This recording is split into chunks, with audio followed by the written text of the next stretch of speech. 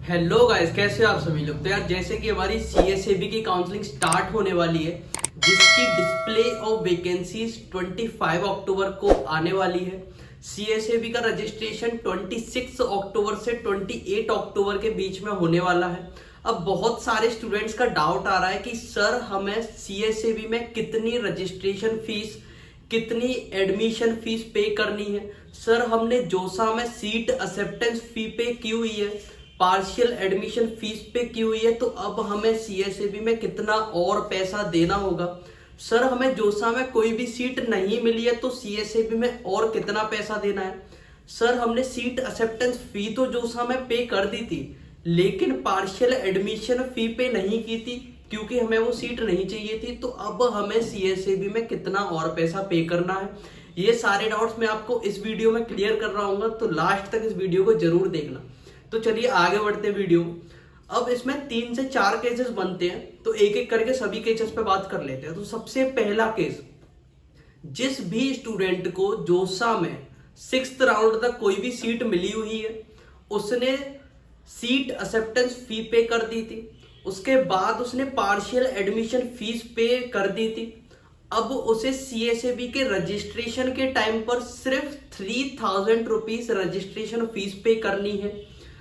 उसके बाद अगर उसे राउंड 1 में कोई भी सीट मिलती है तो उसके राउंड 1 में उसे कोई भी फीस पे नहीं करनी है, क्योंकि वो पहले ही पार्शियल एडमिशन फीस पे कर चुका है।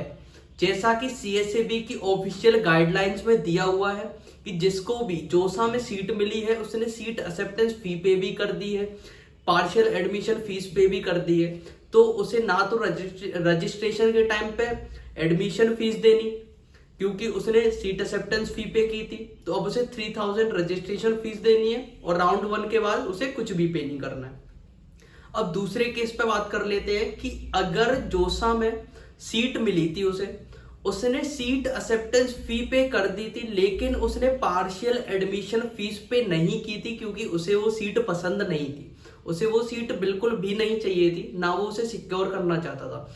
अब उसे सीएसएबी के रजिस्ट्रेशन के टाइम पे तो सिर्फ 3000 रुपीज रजिस्ट्रेशन फीस देनी है सीएसएबी के रजिस्ट्रेशन के टाइम पे। उसके बाद अगर उसे राउंड 1 में कोई भी सीट मिल जाती है तो उसे 37,000 रुपीज पे करने होंगे जनरल, ईडब्ल्यूएस एंड ओबीसी वाले स्टूडेंट्स को, and 17,000 for SC, ST and PWD candidates को। ये उसे इसलिए पे करना है क्योंकि उसने पार्शियल एडमिशन फीस पे नहीं की थी। ये इंस्टीट्यूट एडमिशन फीस 2 के नाम से आपको पे करनी ही पड़ेगी अगर आपको राउंड 1 में सीट मिलती है। अगर आपको राउंड 1 में सीट नहीं मिलती, राउंड 2 में सीट मिलती, तो आपको फीस पे करनी है। अगर आपको राउंड 1 में सीट मिल जाती है और राउंड 2 में अपग्रेड हो जाती है तो आपको सिर्फ राउंड 1 में देनी है, राउंड 2 में कोई फीस नहीं देनी है। बात कर लेते हैं उन स्टूडेंट्स की जिनको जोसा में कोई सीट नहीं मिली थी। तो वो सारे स्टूडेंट्स अब खाली हाथ सीएसएबी में रजिस्ट्रेशन कर रहे हैं, तो उनको सबसे पहले तो रजिस्ट्रेशन फीस पे करनी है जो कि 38,000 general, EWS and OBC students के लिए है। उसके बाद 18,000 SC, ST and PWD candidates को पे करना है आपको सीएसएबी के रजिस्ट्रेशन के टाइम पे। उसके बाद अगर आपको राउंड 1 में कोई भी सीट मिल जाती है तो आपको 37,000 रुपीज इंस्टीट्यूट एडमिशन फीस 2 के नाम से पे करना है, 17,000 एससी, एसटी एंड पीडब्ल्यूडी वाले स्टूडेंट्स को पे करना है। और फिर अगर उन्हें राउंड 1 में सीट नहीं मिलती, राउंड 2 में सीट मिलती है, तो ये फीस उन्हें राउंड 2 में पे करनी होगी। तो जिन भी स्टूडेंट्स को जोसा में कुछ नहीं मिला था उनको रजिस्ट्रेशन के टाइम पे भी पे करना है, और राउंड 1 में या फिर राउंड 2 में अगर कुछ मिलता है तो उस टाइम पर भी उन्हें पे करना होगा।